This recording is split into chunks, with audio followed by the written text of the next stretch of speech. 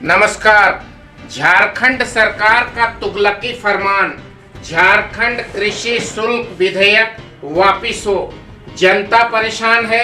6 लाख व्यापारी अपने दुकान प्रतिष्ठान को बंद करके सरकार से इस विधेयक को वापस लेने की मांग कर रहे हैं। 6 लाख व्यापारियों का सीधा संबंध झारखंड के 3.5 करोड़ आवाम से है, जनता से है। न तो मुख्यमंत्री उपलब्ध हैं, न कृषि मंत्री उपलब्ध हैं, न ही कृषि सचिव कोई आला अधिकारी उपलब्ध हैं।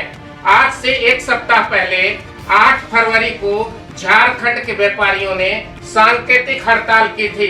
Federation of Jharkhand chamber and commerce and industry के माननीय अध्यक्ष श्री किशोर मंत्री जी और माननीय सेक्रेटरी जनरल अभिषेक जी के साथ मैं रांची मुख्यालय में मौजूद हूं।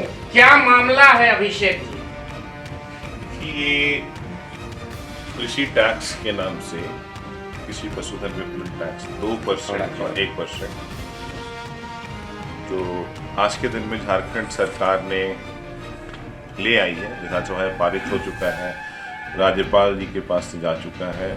और ये जो टैक्स है इसके कारण हर एक का नुकसान है। पूरे राज्य की बात करें तो किसी को भी इस टैक्स से फायदा नहीं होना है।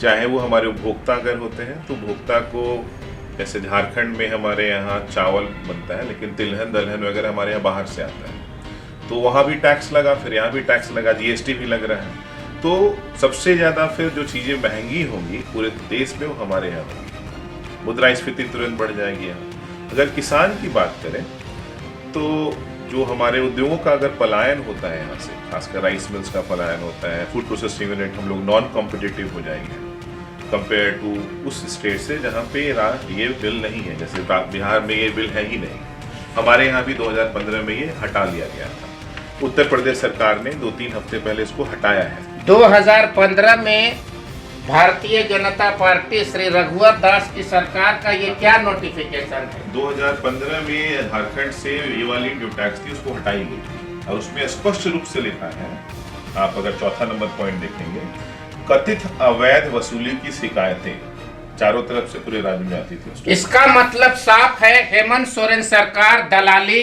और अवैध वसूली को बढ़ावा देना चाहती है, असामाजिक तत्व को आगे बढ़ाना चाहती है, व्यापारियों को मारना चाहती है। बिचौलियों के दम पर यह सरकार इस कदम को उठाती है। आदरणीय किशोर मंत्री जी, आप क्या कहना चाहते हैं फेडरेशन ऑफ झारखंड चेंबर के अध्यक्ष जी?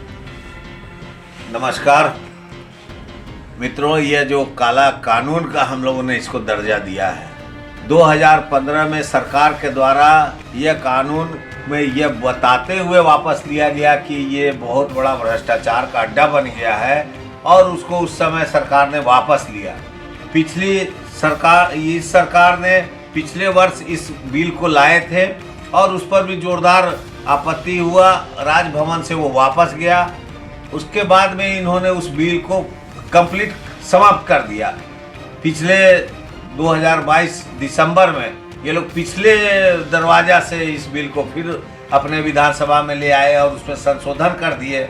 पहले क्या था कि अध्यक्ष और सचिव का जो चुनाव होना था वो इलेक्शन से होना था, अब सिलेक्शन से होगा। सारी चीज़ों को उन्होंने पलट दिया और इसमें जो है पशुधन, गाय बैल बकरी, फल सब्जी, अंडा मुर्गी, सबको इसमें समाहित कर दिया गया। यह बिल सिर्फ धान चावल का नहीं रह गया, ये पूरा पशुधन और हमारा साग सब्जी पर भी असर करने वाला यह बिल। गांव गुरबे गरीब जो मुर्गी अंडा बकरी गेहूं दाल बेचकर जीवन यापन करने वाले लोगों थे, उनके ऊपर सीधा 2% टैक्स ठोकने का तात्पर्य है कि टैक्स कलेक्टर टैक्स इंस्पेक्टर के राज को बढ़ावा देना, जनता को परेशान करना। ये व्यापारी वर्ग दलहन और तिलहन जो बाहर से यहाँ लाकर बेचते हैं उस पे 4 गुना 10 गुना बढ़ोतरी का एक लाभ देने का तरीका निकालना है हेमंत सोरेन सरकार का। आज तक बयानबाजी और भाषणबाजी की खेती करने वाली ये सरकार से जनता तबाह हो चुकी है, बर्बाद हो चुकी है।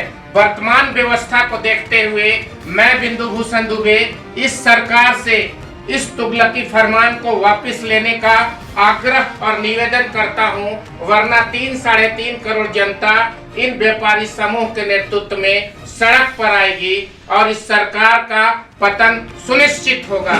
अभिषेक जी, आप अंत में क्या कहना चाहते हैं? स्पष्ट मांग एक पंक्ति में बताएं। सरकार ये बिल तुरंत वापस ले, अन्यथा हम लोग अनिश्चितकालीन पर हड़ताल पे हैं। सारे व्यापारी, सारे लोग आज के दिन में सिर्फ और सिर्फ यही मांग कर रहे हैं, इस बिल को जल्दी से जल्दी वापस लिया जाए। व्यापार ठप, जनता परेशान, महंगाई चरम पर, सरकार कुंभकर्ण की निद्रा सो रही है।